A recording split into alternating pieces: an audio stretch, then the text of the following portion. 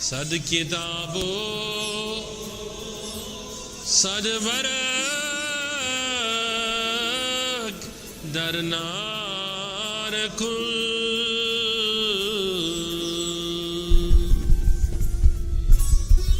Leak روئے دل جانب دلدار کو. اب آپ بڑی محبت کے ساتھ درد عشق کے ساتھ جو تشریف لائے ہیں تو سب کے لیے بالخصوص جو علماء مقررین مبلغین ہمارے تشریف فرما ہے ان کے لیے خاصتاً، اور جو یقینی طور اس راستے میں ہمارے ساتھ مسافر ہے اور آگے بڑھ رہے ہیں ان کے لیے توجیہاً یہ بات عرض کرتا چلوں کہ پچھلے نشست میں جو گفتگو جو کلام آپ کی خدمت میں عرض کیا تھا اس کا سارا نچوڑ جو تھا وہ 2-3 باتوں پر منحصر تھا. انسا کیا اس درویشہ حضور علیہ الصلوۃ والسلام ہند افلاکی سفر معراج، تو پھر اس سے توسل اور پھر اس سے رابطہ اور پھر اس سے تعلق. یہ پورا مہینہ گزر گیا، ہم نے اس پر نشستیں کی، ترتیب وار ہم نے اس پہ تقریریں کیے، جو کچھ سالکین کے لیے تھا وہ ہم نے کمروں میں بتایا، جو باہر بتانے کے اہل تھا اور جس کی اہلیت، کیونکہ حدیث ہے تو کلم الناس علی قدر قولہم، تو وہاں بیان کیا گیا. تو نتیجتاً ہم اس بات پر پہنچے کہ یہ جو سفر معراج ہے اس کے موٹے موٹے چند چیزیں جو عرض کی گئی تھی، ان میں ایک بڑی بات یہ تھی کہ آخر اللہ تعالیٰ نے اپنے پیارے محبوب علیہ الصلوۃ والسلام یعنی کہ حبیب کبریا، رسول اتقیاء و اصفیاء، امام الانبیاء جناب محمد رسول اللہ صلی اللہ علیہ وسلم کو جو جسمانی اور روحانی معراج عطا کی، وہ بلندی تھی کیا، اور پھر اس سے استفادہ ہم کیسے کر سکتے ہیں. تو اس لیے اس عارف نے یہ بات کہی ہے، اور اس کو حدیث کے اعتبار سے بھی لوگ لکھتے ہیں، جانتے ہیں، مانتے ہیں. حتیٰ کہ میری نظروں سے یہ بحثیت حدیث نہیں گزرا، لیکن لوگ اس کو حدیث کے اعتبار سے پیش کرتے ہیں. لیکن کوئی ایسی بات جو حضور علیہ الصلوۃ والسلام نے نہ فرمائی ہو، ثابت نہ ہو، تو اگر اس کو کہا جائے، دہرایا جائے، تو حضور علیہ الصلوۃ والسلام کی واضح حدیث ہے، اس کا ٹھکانہ تو اس نے مجھ پر تہمت باندھی، جھوٹ باندھا. لیکن جملہ تو یہ اچھا ہے کہ الصلاۃ معراج المومنین، جس کسی کا بھی قول ہو، فرمان ہو، تو اس نے فرمایا ہے کہ یہ جو نماز ہماری ہے وہ مومن کی معراج ہے. یہاں تخصیص اس نے، کیونکہ یہ میں ایک غلط فہمی کا ازالہ بھی کرتا چلا جاؤں، اور تخصیص اس نے مومنین کے ساتھ کی ہے. اس لیے مسلمان معراج نہیں کر سکتا ہے. اس لیے اس میں 2 درجے ہیں، ایک مسلمانوں کا درجہ جس کو ہم سالمیت کہتے ہیں، مسلم کسی شے کا ہونا یا آ جانا، اور دوسرا صاحب ایمان، جو ایماندار ہیں، ایمان والے ہیں. اس بارے میں کئی بار میں عرض کر چکا ہوں کہ مومن ہونا، ایمان کا آنا دل میں الگ شے ہے، اور اسلام کا دل میں آنا الگ مقام رکھتا ہے. بہت سارے لوگ دنیا میں آئے اور انہیں کہتے ہیں کہ السلام علیکم یا اہل القبور من المومنین والمسلمین والمسلمات. تو سیدھی سی بات ہے، 2 درجے الگ الگ ہو گئے. مومنین انہیں کہتے ہیں جو مسلمان پہلے ہوتے ہیں، اور پھر وہ ایمان کے اس درجے پہ آ جاتے ہیں کہ وہ خالصتاً ایمان اپنے دلوں میں رکھتے ہیں اور اس کو محسوس بھی کرتے ہیں. اور بنیادی 5 چیزوں کا ماننا جو آپ سب جانتے ہیں، کلمے سے لے کے حج تک ماننا، اس کو اسلام کہتے ہیں۔ سمجھ گئے میری بات کو؟ اب کوئی بھی انسان اگر مسجد شریف میں رہتا ہے، خانہ کعبہ میں رہتا ہے، اور پھر وہ یہ کہے کہ میری معراج یہ ہے کہ میں نے نماز ادا کی، سمجھ گئی، وہ تو صحیح کہتا، وہ غلط نہیں کہتا۔ لیکن معراج کا نماز سے تعلق ہے، ہم کہتے ہیں نا کوئی تعلق نہیں تو غلط ہے، معراج کا تعلق ہے۔ اس طریقے سے عرفاء کے ہاں 2 طریقے کی نمازی ہوتے ہیں، ایک وہ نمازی جو اپنی نماز کو قائم کرتے ہیں، اور دوسرا وہ نمازی جو اپنی نماز کو پڑھتے ہیں۔ ہمارا یہ ماننا، جب ہم دعا مانگتے ہیں، کیا دعا مانگتے ہیں، تو جس طریقے سے آپ پڑھتے ہیں چلو دعا پڑھو، دعا کرو، تو دعا پڑھا نہیں جاتا ہے، دعا کی پڑھائی نہیں ہوتی، دعا مانگی جاتی ہے، دعا مانگا جاتا ہے۔ دعا مطلب کیا ہے؟ ہاتھ اٹھا کے یہ تصور رکھے، کیونکہ حضور علیہ الصلوۃ والسلام سے ثابت ہے ہاتھ مبارک اٹھانا، رفع یدی حضور علیہ الصلوۃ والسلام کی کہیں حدیث سے ثابت ہے۔ دعا کا اٹھانا، ہاتھ اٹھا کے کس سے مانگ رہے ہیں آپ بتائیے مجھے؟ کیا جو اللہ آپ جس سے آپ دعا مانگ رہے ہیں اور ہاتھ اٹھا کے آپ کا تصور آپ کا پیغمبر آپ کو دے رہا ہے علیہ الصلوۃ والسلام، کیا تصور میں آپ کو یہ ہے کہ جس خدا سے میں مانگ رہا ہوں وہ میرے سامنے؟ اگر یہ تصور نہیں تو پھر کیوں ہاتھ اٹھا رہے ہیں آپ؟ پھر اس کا کیا تصور ہے؟ یہ جب سے ہم نے اللہ اکبر شروع کیا، پھر ہم جس طریقے سے کسی نے بھی جس نے بھی اس قول کو فرمایا اس نے بات حق کی ہے، اس میں قیام آیا، اس میں اللہ اکبر ہم نے کہا، قیام آیا، پھر ہم نے سجدے کیے، پھر ہم نے رکوع کیے، رکوع کے بعد ہم نے قیدا کیا، ہم نے جلسہ کیا، کتنے چیزیں نماز میں کیے۔ آپ جو آپ نے سنا، اگر اس سے آپ ایک اجتماعی نگاہ دوڑائیں گے اور پیچھے آئیں گے، ریویو کریں گے 1 منٹ کے لیے، پھر آگے بڑھیں گے، جو کچھ 7 آسمانوں پر ہوا وہ سارا کچھ تمہاری نماز میں موجود ہے۔ اللہ اکبر سے شروع کرو، قیام کرو، پھر وہی سواری ہے۔ اب میں رومی کی طرف آ جاؤں گا، وہ کہتا ہے سواری جو ڈھونڈ رہے نا تو میں یوں کر کے جب ہاتھ اٹھایا تو سمجھ لو یہی برک ہے۔ اس کی وہ مثال ہے، آپ حضور کی طرح براق میں نہیں چڑھ سکتے ہیں، نعوذ باللہ، آپ ویسا معراج نہیں کر سکتے ہیں، کیونکہ وہ تو اللہ کے رسول ہے۔ سمجھ گئے میری بات کو؟ وہ میں نے اس کا جواب دیا نا کئی خطابوں میں، جو لوگ یہ بولتے ہیں کہ نعوذ باللہ من ذالک کا یہ خواب تھا، اس پہ سوال بنتا ہی نہیں۔ کیوں؟ خواب ہوتا تو یہ حسن صاحب بھی کر سکتا ہے، رمضان صاحب بھی کر سکتا ہے، کوئی بھی خواب دیکھ کے عرش پہ پہنچ سکتا ہے۔ خواب میں پہنچنا یہ کوئی بڑی بات نہیں ہے، لیکن جسم کے ساتھ پہنچنا بڑی بات ہے، اور وہ کسی کی بساط میں نہیں ہے۔ جب تک رب نہ چاہے، حضور علیہ الصلوۃ والسلام بھی وہاں تشریف نہیں لے سکتے تھے۔ سمجھ گئے میری بات کو؟ اب سمجھنا میری بات کو کہ حضور علیہ الصلوۃ والسلام کا تشریف لے جانا یا اللہ کا بلانا، یہ 2 چیزوں پر الگ الگ انحصار کرتا ہے۔ میں نے کہا تھا نا کہ جب کسی بڑے انسان کی گھر جاتے ہیں تو اس کو کیا بھیجتے ہیں ہم؟ لانے کے لیے سواری۔ اب اللہ نے ہی سواری بھیجی، کس کو؟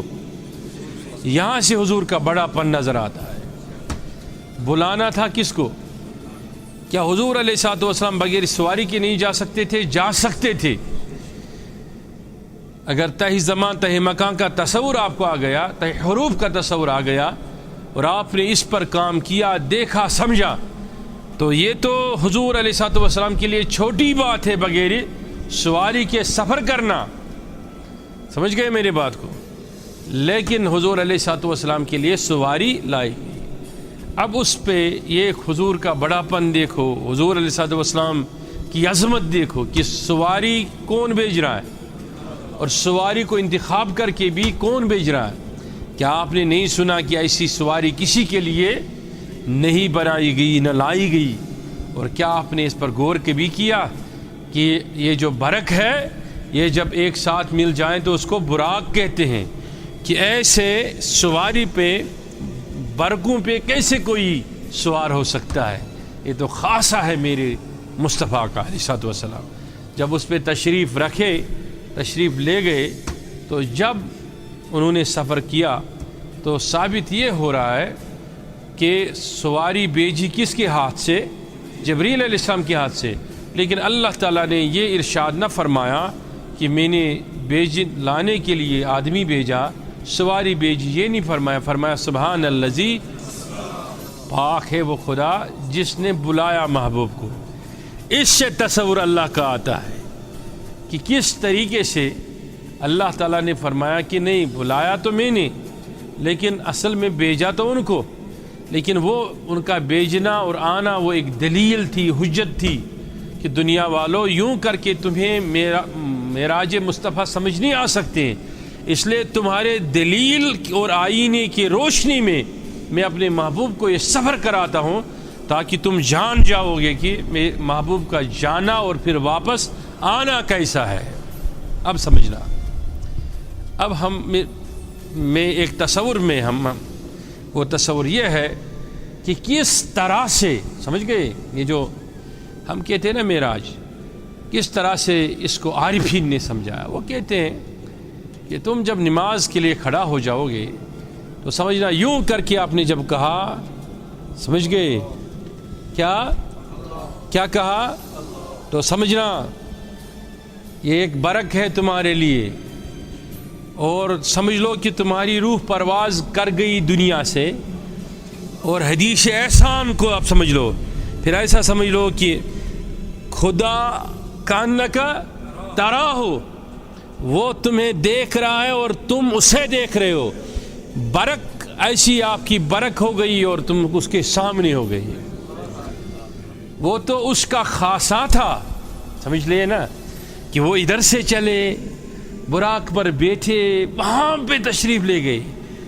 آپ کا ملک اس پر نہیں ہے، اختیار نہیں ہے، آپ کے لیے آپ نے یوں ہاتھ کر کے اٹھایا تو آپ کے لیے اس مصطفیٰ کے صدقے سے آسانی ہو گئی، آپ زمین پر ہی خدا کے سامنے ہو گئے۔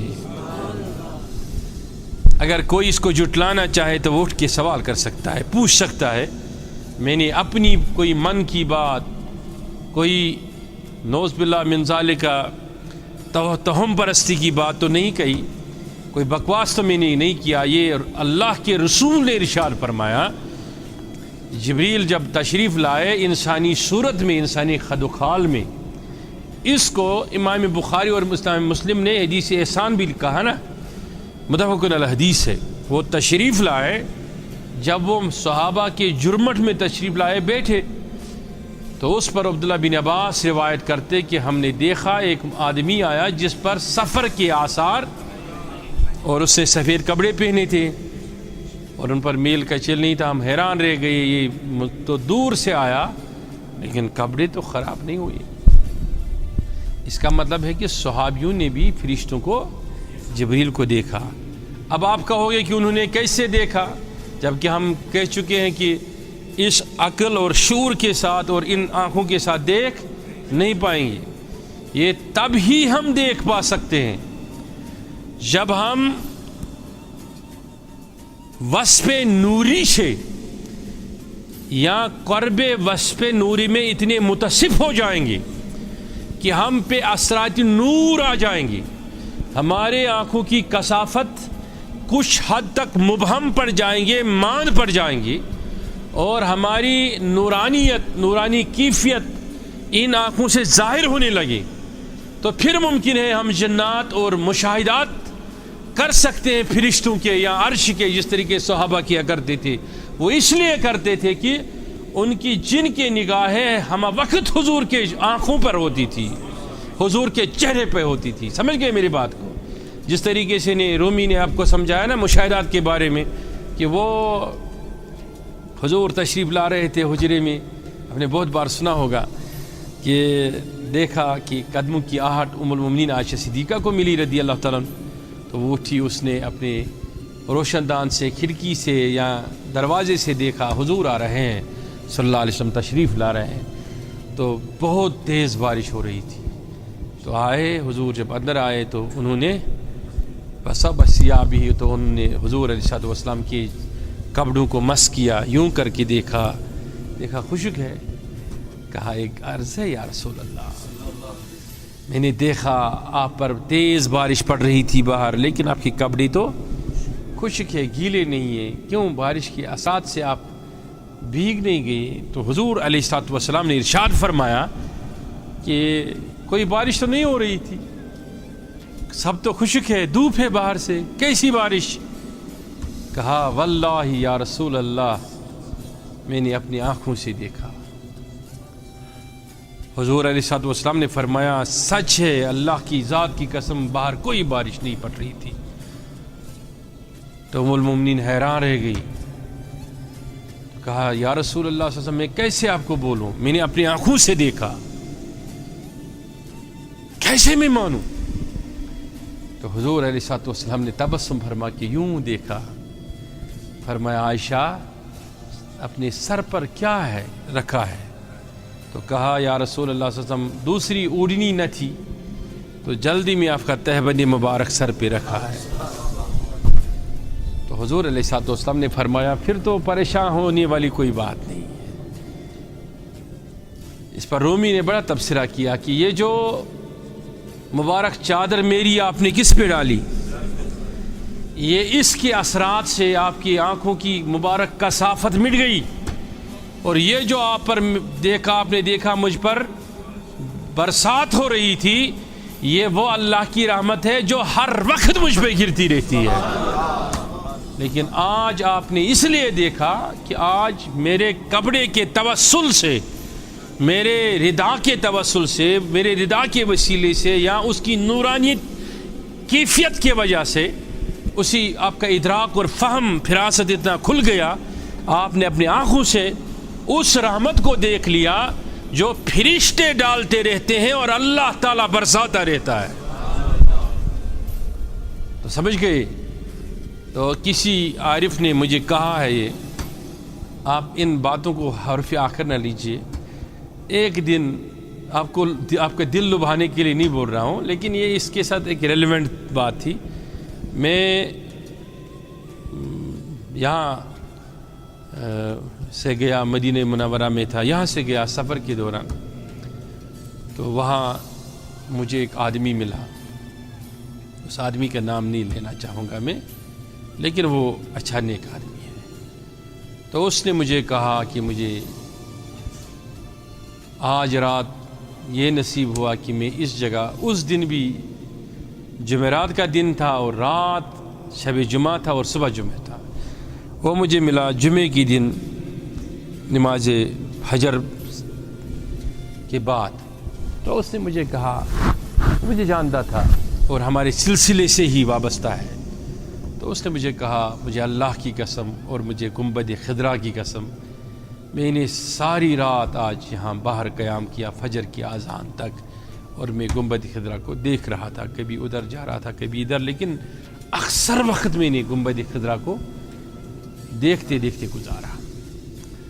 کہ رات گزر گئی تو میرے دل میں خیال آیا کہ یہ جو حدیث ہے، نبی علیہ الصلوۃ والسلام نے فرمایا کہ فرشتے اترتے ہیں 70,000 اور 70,000 شام میں آتے ہیں. تو میرے دل میں کاش ایسا بھی ہو کہ میں بھی دیکھ لوں.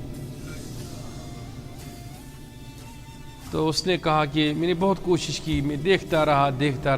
کہا کہ جب ٹھیک تہجد کا وقت آیا تو میں نے یوں کر کے دیکھا گنبد خضرا کی طرف، تو میں نے دیکھا کہ بہت زبردست بارش ہو رہی ہے.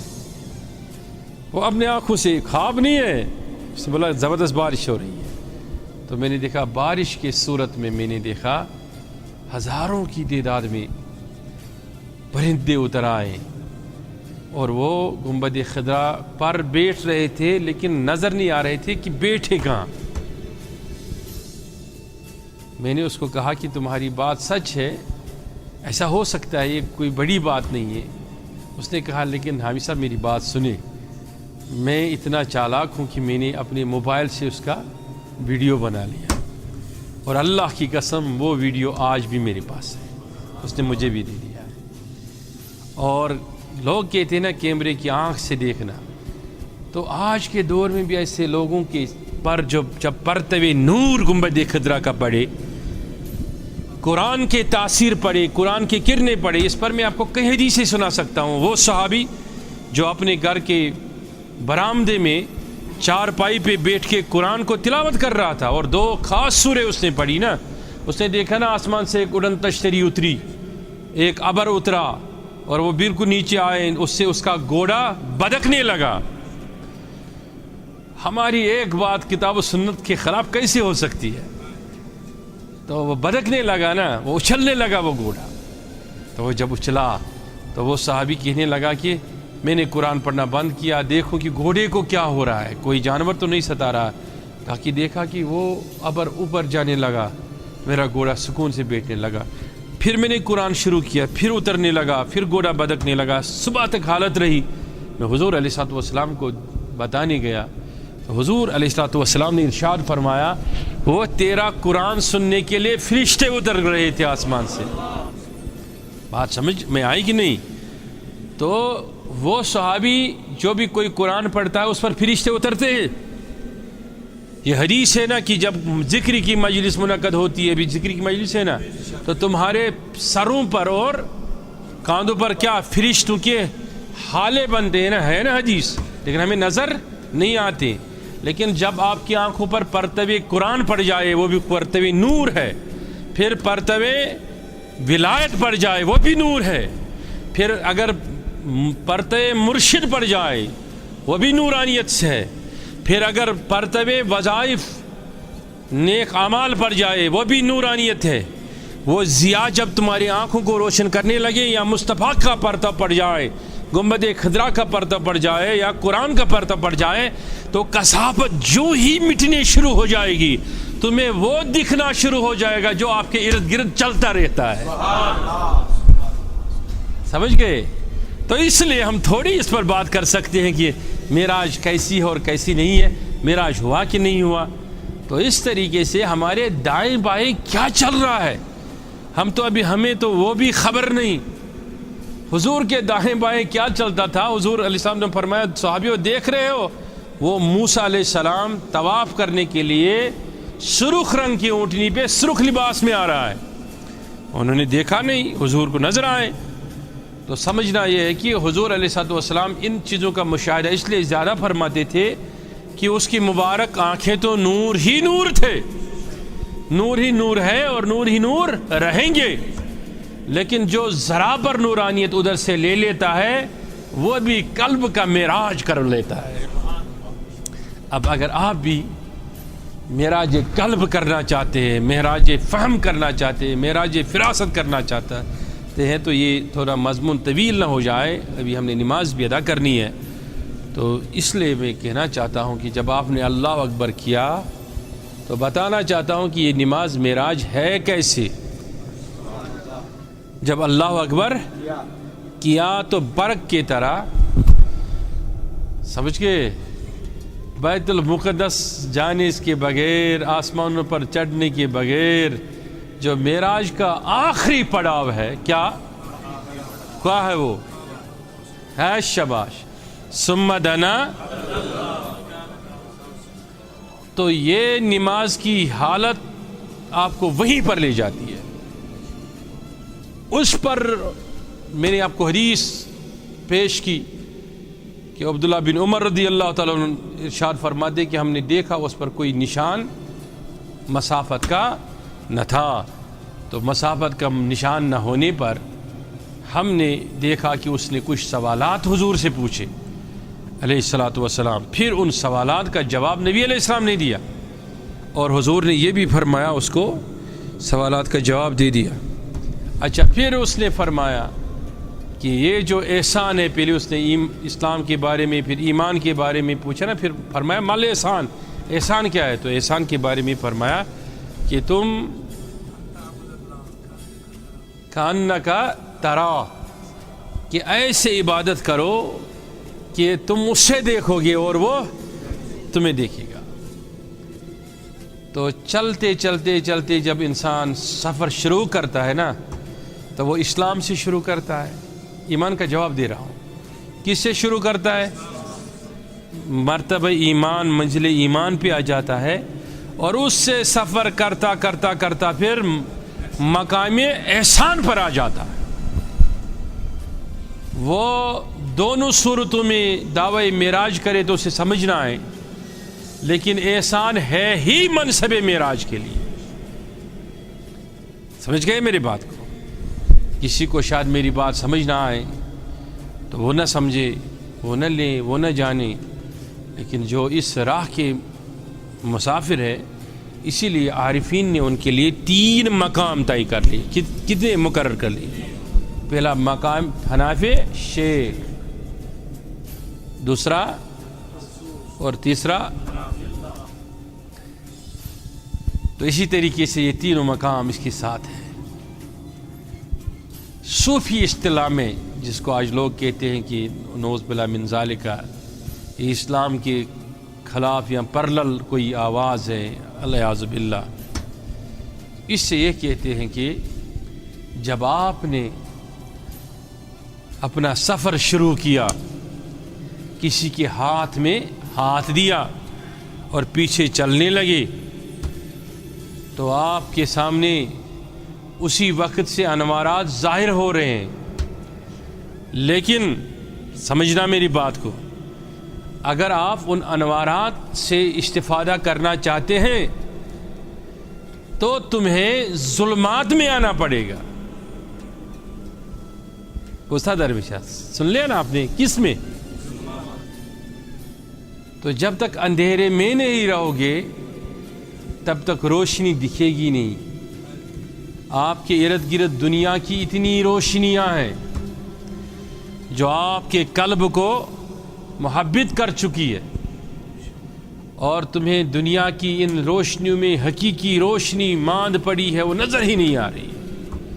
تصور خدا مٹ گیا، تصور رسول مٹ گیا، تصور نماز مٹ گیا، تصور وحدت مٹ چکی ہے دلوں سے.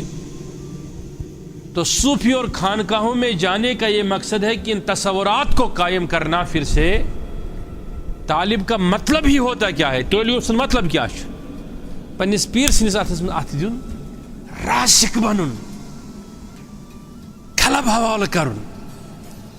سہ کر تک شیر پر ات پٹن زمین ڈورش من شیر پر کرنا، پھر وہ آپ لے کر آگے جائے گا.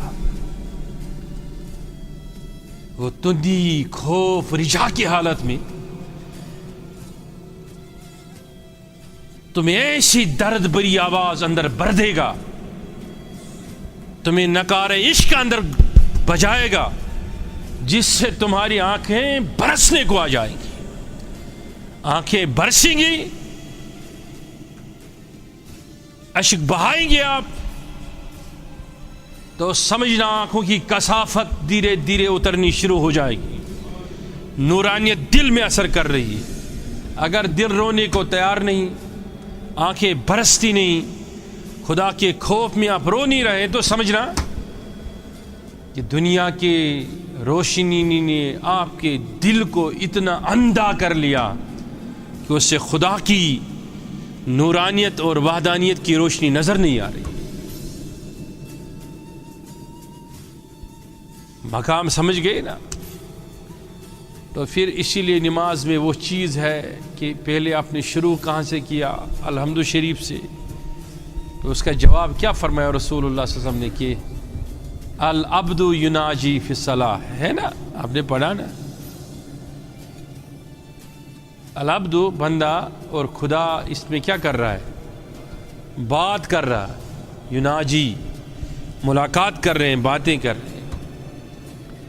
ادھر سے بندہ الحمدللہ رب العالمین بول رہا ہے، الرحمن. و اللہ تعالیٰ فرشتوں کو، یہ حدیث ہے نبی علیہ الصلوۃ والسلام کی حدیث ہے، معروف حدیث ہے. اللہ تعالیٰ ارشاد فرماتا ہے کہ فرشتوں بوزان شوا حمدنی عبدی، میرے بندے نے میری تعریف کی ہے. وہ کہتا ہے مالک یوم الدین، وہ کہتا ہے دیکھو مالک بھی مجھے مانتا ہے. پھر کہتا ہے ایاک نعبد و ایاک نستعین، مجھ سے ہی مانگتا ہے نا، میری عبادت کرتا ہے. بات سمجھ میں آئی؟ ایاک نعبد و ایاک نستعین، مجھ سے مانگتا ہے اور میری عبادت کرتا ہے، اس کا میرے سوا کوئی نہیں ہے۔ تو اس کے بعد جو کچھ بھی یہ مجھ سے مانگے گا میں اسے دوں گا، آپ گواہ رہنا۔ اس لیے حضور نے راہ مقرر کی نا کہ ادھر ادھر کی نہیں مانگنا، نہ گاڑی مانگنا، نہ بنگلہ مانگنا، نہ پیسے مانگنا، نہ آسائشیں مانگنا، نہ راحتیں مانگنا۔ مانگنا ہو تو وہ راہ مانگنا جس پہ آدم نے شروع کیا اور ہر جنتی اس راستے سے جائے گا۔ مانگنا تو صراط المستقیم مانگنا۔ پھر اس نے کہا رکوع سجدہ، اس لیے عارفین نے آپ کے وجود کو 7 آسمانوں سے تشبیہ عطا کی۔ عارفین وہ کہتے ہیں نا آپ کی 7 کوٹھیاں ہیں، 7 محل خان ہیں اس وجود کی، وہ کہتے ہیں اس وجود کے 7 دروازے ہیں۔ کتنے؟ پہلا دروازہ، پھر اور 2 ہے، پھر کتنے ہو گئے؟ اور پھر اور 2، کتنے ہو گئے؟ وہ کہتے ہیں کہ یہ 7 خانہ ہے، 7 بولتے ہیں 7 کرتے ہیں۔ جب تک آپ یہ 7 دروازے بند نہ کرو گے تو ظلمات کی دنیا کو کیسے دیکھ لو گے؟ روشنی کیسے آ جائے گی؟ وہ سکھا رہے ہیں کہ تمہارے قلب کے اندر جو اندھیرا ہے وہ اس روشنی کی وجہ سے، اگر دنیا کی کوئی بھی بڑی سے بڑی روشنی لائے جائے وہ اندر نہیں جا سکتی جب تک کہ آپ اللہ کی روشنی سے، رسول اللہ کی روشنی سے، قرآن کی روشنی سے خود کو مستفید نہ کرے اور اس کو پائے نہ، دل میں اتارے نہ، تو سمجھنا کہ آپ کا دل کبھی روشن نہیں ہو سکتا ہے، یہ اندھیرا ہے۔ 1000 حدیثیں پڑھ کے سنا کے بھی دل اندھیرے میں ہو سکتا ہے، لیکن اس کے لیے وہ روشنی مشاہدہ کرنے کے لیے تمہیں موقع میسر خود کو کیا رکھنا ہے۔ اب سمجھ لو کہ وہ صحابہ حضور علیہ الصلوۃ والسلام کو تکتے تھے، اس کے قریب رہتے تھے تو ان کی نورانیت بڑھ جاتی تھی، سمجھ گئے؟ اور اہل دل وہ خواجہ معین الدین چشتی، عثمان ہارونی کے قریب رہتے تو روشنی بڑھ جاتی اور یہ جو آنکھوں کی کثافتیں دور ہوتی تھی۔ وہ خانقاہوں میں جاتے تھے، گفاؤں میں جاتے تھے، اپنے پیروں کے شاگردی میں اپنے رہبروں کے اصولوں پر چلتے تھے تو روشنی اور کثافت دور۔ تو 26 گھنٹوں میں ہم کچھ کیا ایسا کر رہے ہیں کہ کثافت اتر جائے، کثافت اتر جائے اور تھوڑی سی روشنی، چمک دمک، ایک ذرے کے برابر مانند ہماری آنکھوں کو روشن کرے؟ ہے کچھ؟ اگر نہیں ہے تو پھر کوئی فائدہ نہیں۔ اس لیے بیعت کا مطلب یہ ہے کہ آپ کو استخارہ بتایا جا رہا ہے، آپ کو استغفار سنایا جا رہا ہے، آپ کو رات میں اٹھ کر اللہ کے سامنے رونے کی عادت ڈلوائی جاتی ہے۔ اب یہ سب چیزیں آپ کہتے ہو کہ مسجد سے ہم حاصل کریں گے، تو یہ کیسے ممکن ہے؟ اب تو مسجد میں نورانیت لینے کے لیے جمعے کی دن جب آتے تھے کہ کسی کا خطبہ سنیں تو میکزیمم مسجدوں میں تو اب ہم ایک دوسرے پر ایسے برستے ہیں کہ جس طریقے سے ہم جو کچھ نورانیت ہوتی ہے اس کو بھی کھرچ کر واپس نکالتے ہیں، انتشار کی وجہ سے اور ذلتیں اور رسوائیاں دلوں میں چلی جاتی ہیں۔ آؤ میں تمہیں بتاتا ہوں ایک آخری واقعہ، اور اس کے ساتھ ہم آج کی مجلس کو یہیں ختم کرتے ہیں۔ آپ نے تو وہ واقعہ سنا ہوگا اور علماء نے تو پڑھا بھی ہوگا، کیوں جی، تفسیروں میں، کہ جب حضرت ابراہیم علیہ السلام کو آگ میں ڈالا گیا ہے کہ نہیں؟ اور آپ کو تو یاد ہی ہوگا یہ واقعہ، قرآن مقدس میں تو 6 مقامات پر اس کی تذکری ہوئی اور اجلّہ مفسرین نے اپنے تفسیروں میں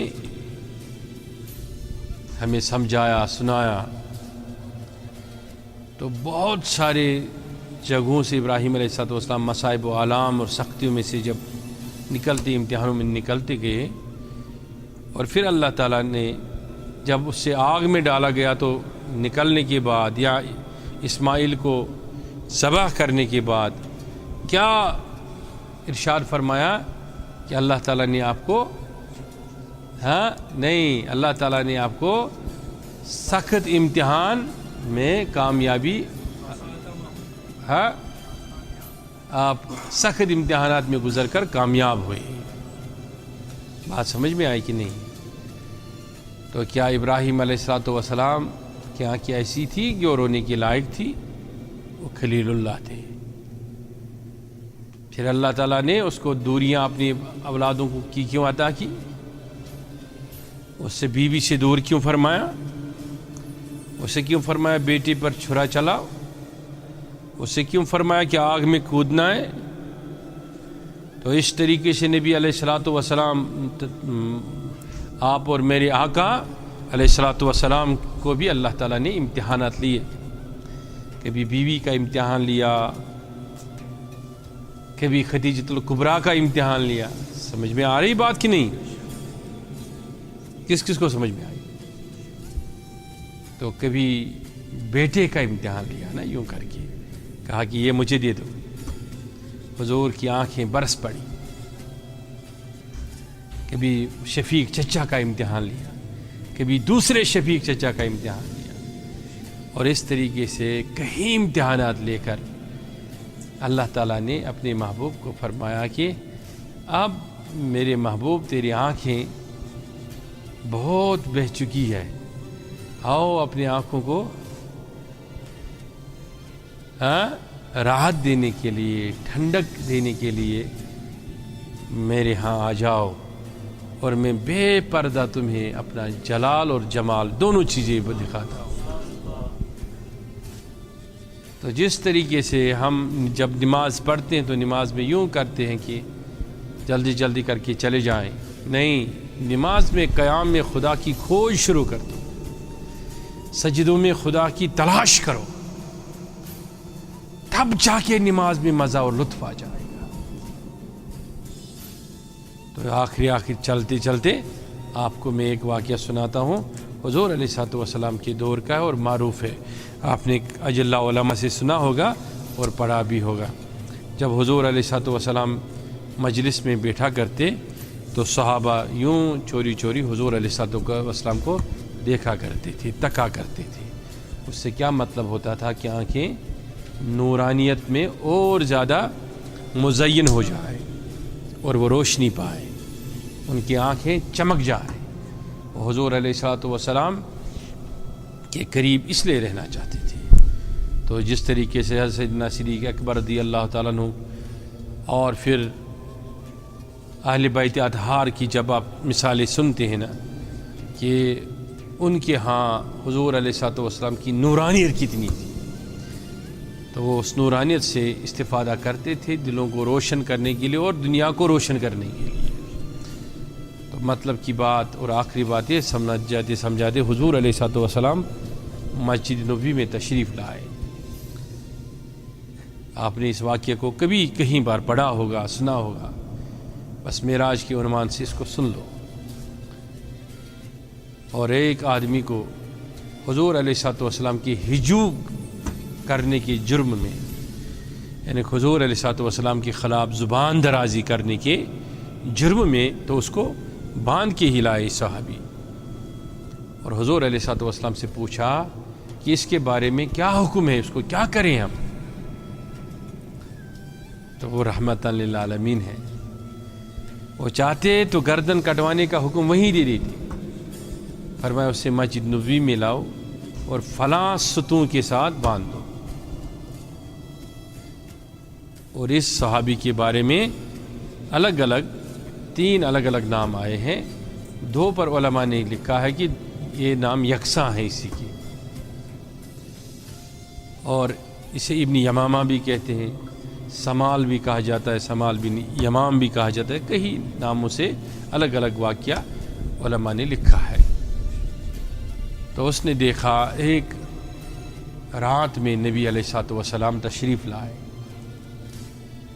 اور حضور علیہ الصلوۃ والسلام اعتکاف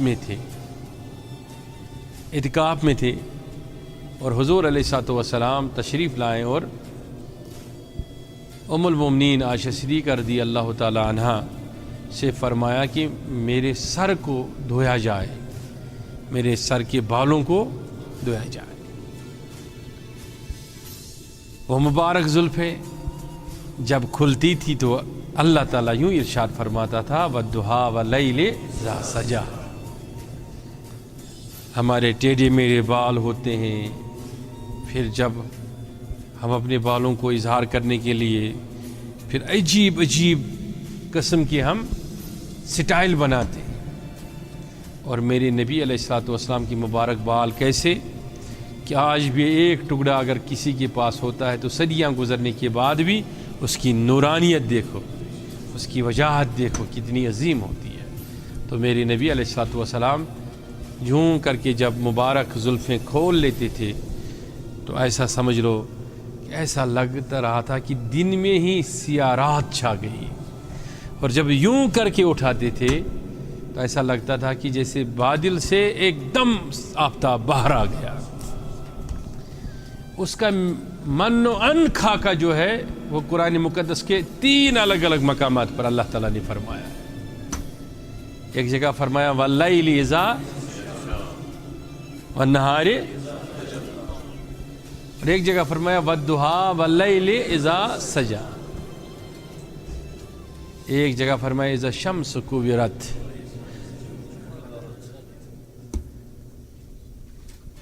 تو اللہ تعالیٰ عز و جل نے حضور کی زلفوں کی تعریفیں بہت جگہوں پر فرمائی.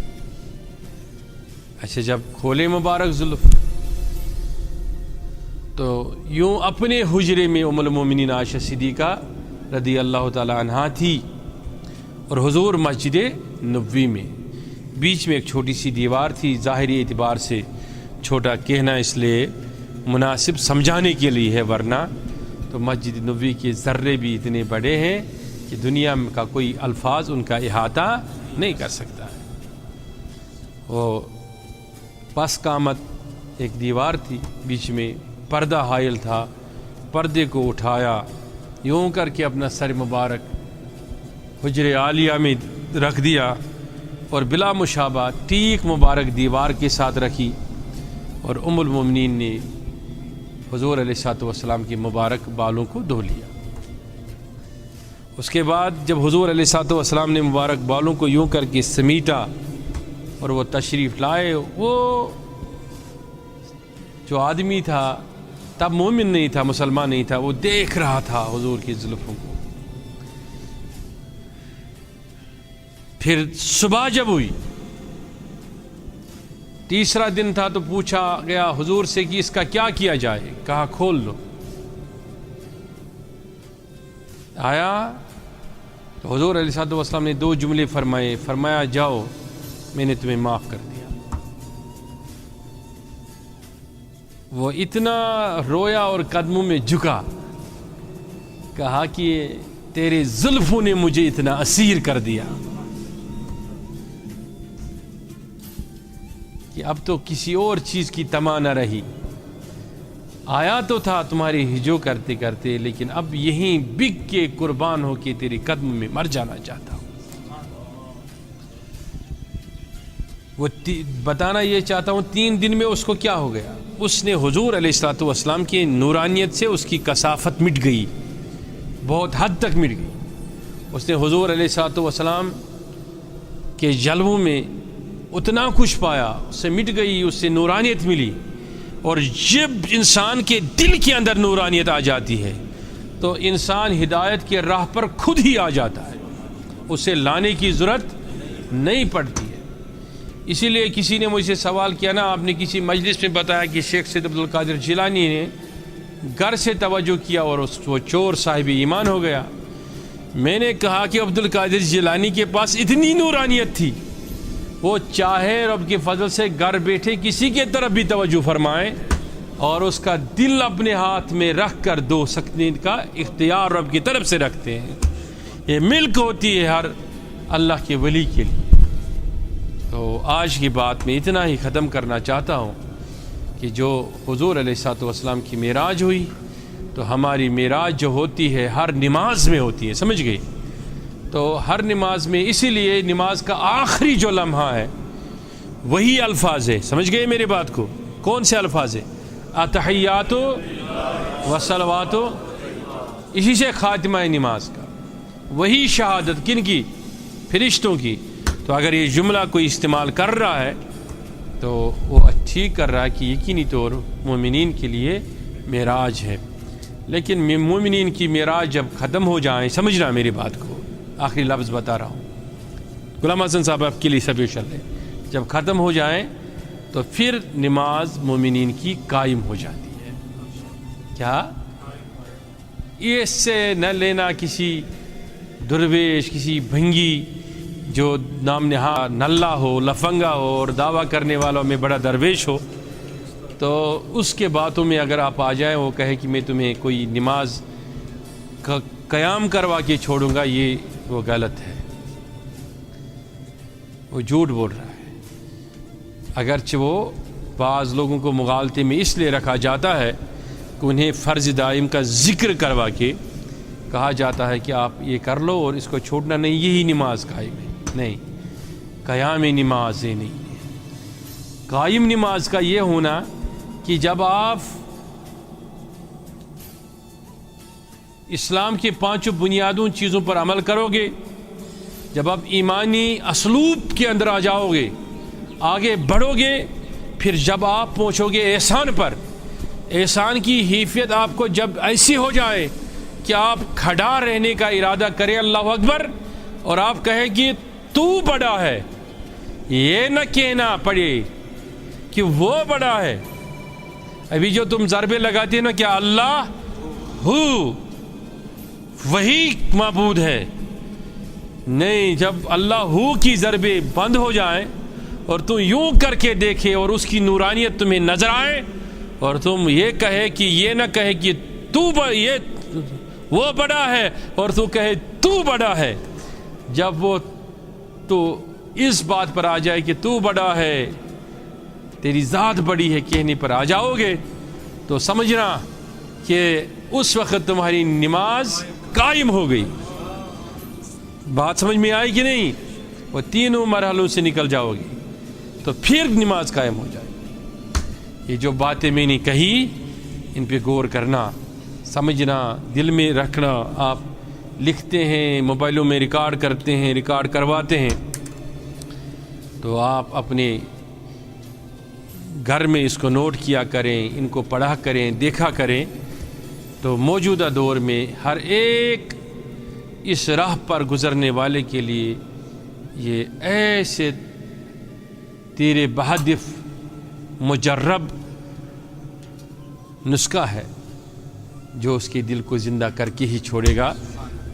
اللہ تعالیٰ آپ سب کو، ہم سب کو عمل کرنے کی توفیق عطا فرمائے۔ یا رب، جنہوں نے تشریف لائے، یہ متشریفون تہندین پریشانین، مصائبن، سختین کر آسانی، پروردگار عالمین یم تکلیفن من تم کرک تکلیف دور، یم غمن من تمن کاز کیونکہ ات خوابس من بہ وچمت تو مے سۭتۍ کلام کران، یتھ خوابس مز یہ مے وچھ تتھ خوابس چھُنہٕ معنی آسان کی انفرادی طور یہ سمکھن خاطر، تو بہ ون امس امیک تعبیر کیا انشاءاللہ۔ تو مختصر کہ اگر کانٛہہ پیر کرِ پننس طالبس بیدار نندر من دپس خود وتھ، تو امیک مطلب گو سہ طالب چھُ دنیاہس کن رٲغب گژھان، تو تٔمۍ سٕنٛدِس دلس چھِ بار بار کوشش کران کہ واپس گوٚژھ یہِ یُن، تو اگر سہ تھوٚد ووت خوابس من تو سیدھی سی بات ہے وہ راغب ہو کے انشاءاللہ الرحمن دنیا سے بے رغبتی اظہار کرے گا اور انشاءاللہ وہ راہ راست پر رہے گا. یہ اس کی تعبیر ہو سکتی ہے. باقی اللہ و رسول عالم بالصواب. بیاکھ اکھ عزیز لیکھان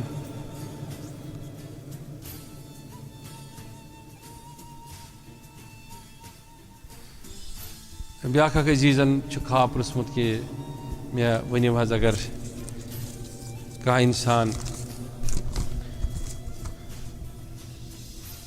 مے حظ وٕچھ پنُن پان بہٕ تھوٚد وۄتھان دوان پتھر پیوان بیٚیہِ تھوٚد وۄتھان بیٚیہِ دوان بیٚیہِ پتھر پیوان.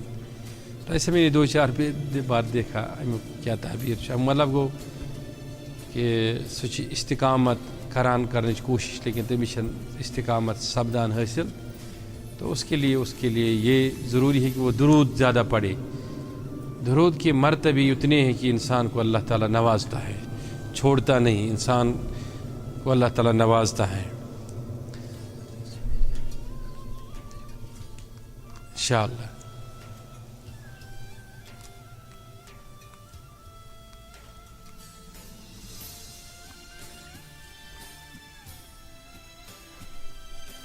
بیاکھ اکھ عزیز چھُ لیکھان مےٚ حظ وٕچھ خوابس منٛز چھُ مےٚ جامعہ مسجد شریٖفس منٛز بہٕ نماز پران ییٚلہِ مےٚ نماز مکمل کٔر بہٕ درٛاس نٮ۪بر مےٚ روو اکھ پُٹھ کھۄر. امیُک کیٛاہ تعبیر چھُ چوٗنٛکہِ اگر انسانس اکی لٹہِ راوے بوٗٹھ خوابس منٛز تہٕ تمیُک چھُ الگ تعبیر آسان, اگر اکُے کھۄر رووُس تمیُک چھُ الگ تعبیر. امیُک مطلب گوٚو کہِ سُہ گژھِ کُنہِ لۄکچہِ مۄکچہِ پریشٲنی نِش محفوٗظ, اللہ تعالیٰ کڑِ تٔمِس کُنہِ تہِ پریشٲنی منٛز نٮ۪بر. یہِ ہیٚکہِ امیُک تعبیر ٲسِتھ. باقی حقیقی تعبیر چھُ اللہ تعالیٰ سُنٛد رسول علیہ السلام زانان. میں نے خواب دیکھا کہ اکھ یہ سا اکہِ باطل فرقُک مفتی کو میں چھڑی سے پیٹ رہا تھا تو اس کو کہا کہ آؤ مناظرہ کرتے ہیں. اس نے کہا چلو شرط لگاتے ہیں. میں نے کہا شرط کہاں جائز ہے. پھر میں نے اس کو پیٹا شروع. وہاں پر ایک بزرگ بھی اسی جماعت کا تھا. اس نے کہا مجھے مانتے ہو؟ میں نے کہا نہیں, میں اس کو پیر مانتا ہوں جو نبی سے محبت کرتا ہے. مطلب گوٚو ییٚمہِ نفرن یہِ خواب آسہِ وٕچھمُت یہِ چھُ راسِک پنٛنِس عقیٖدس منٛز تہٕ یہِ روزِ اَمہِ یوکُن تہِ راسِک کہِ ان قریٖب یِیہِ تٔمِس نِش کانٛہہ دوس یا کانٛہہ رفیٖق کانٛہہ شفیٖق یُس تٔمِس کوٗشِش کرِ ورگِلٲوِتھ کُنہِ عقیٖدے بٲطلس پٮ۪ٹھ عمل کرناونٕچ تہٕ تٔمِس پزِ تِتھیو دوستو نِش دوٗر روزُن. حضرت علی فرماوان ییٚمِس اصل دوس میوٗل تٔمِس میوٗل نٮ۪صفہٕ ایٖمان, ییٚمِس خراب دوس میوٗل تٔمِس مۄکلیو نٮ۪صفہٕ ایٖمان. اسلیے اصل دوستس پٮ۪ٹھ گژھِ شُکر کرُن. اصل دوستٕے چھُ انسانس رٲغِب کران خدا سٕنٛدِس رسوٗلس کُن. بیٛاکھ خواب چھُ کہِ مےٚ وٕچھ خواب کہ اکھ موجوٗدٕ حُکمران سٹیجس پٮ۪ٹھ کھڑا. بہٕ گوس قریٖب, کہا آپ نے میرے ساتھ 2 مرتبہ حضور صلی اللہ علیہ وسلم کی زیارت کی. پھر میں مطلب تٔمِس حُکمران سٕنٛدِس بیٚیِس أکِس حُکمرانس نِشن گوس تہٕ میں نے کہا کہ میرے ساتھ حضور صلی اللہ علیہ وسلم کی زیارت کی. اور میں نے کہا حضور علیہ السلام چھِ تٔمِس حُکمرانس نِش رٲضی. اگر یِتھ پٲٹھۍ کٲنٛسہِ نفرن آسہِ خواب وٕچھمُت کہ کٲنٛسہِ حُکمرانس وٕچھِ سُہ حُکمران آسہِ نیک, امیُک مطلب گوٚو کہ تٔمِس نفرس گژھِ ان قریٖب نبی علیہ الصلوۃ والسلام سٕنٛز زیارت نصیٖب. لیکن شرط چھُ حُکمران گژھِ نیک آسُن. اگر دجل فریبس منٛز اوس حُکمران مُبتلا تہٕ تٔمِس انسانس چھُ سا کُنہِ نتہٕ کُنہِ مشکوٗک عملہِ ہُنٛد خطرٕ تہٕ اللہ تعالیٰ گژھِ تمہِ مشکوٗک عملہِ نِش بچاوُن تہٕ اللہ تعالیٰ گژھِ اَسہِ توفیٖق دیُن رٕژرس پٮ۪ٹھ رُت کرنُک, رٕژرس پٮ۪ٹھ پکنُک. بیٚیہِ تہِ چھِ کینٛہہ خواب انشاءاللہ یِمن ونو نَیہِ لٹہِ انشاءاللہ تعبیر. وٕنکٮ۪نس چھِ وقتٕچ کانٛہہ کمی. مولایا صلی وسلم ابدا علی حبیبک محمد سید الکونین والثقلین محمد سید الکونین والثقلین والفریقین من عرب ومن عجم مولاي صل وسلم دائما ابدا على حبيبك خير الخلق كلهم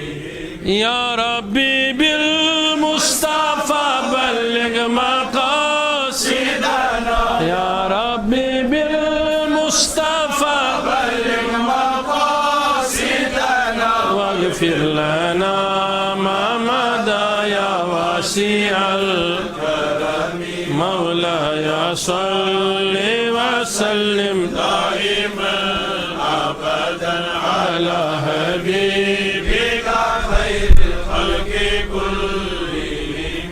سبحان ربك رب العزة عما يصفون، السلام على المرسلين والحمد لله رب العالمين.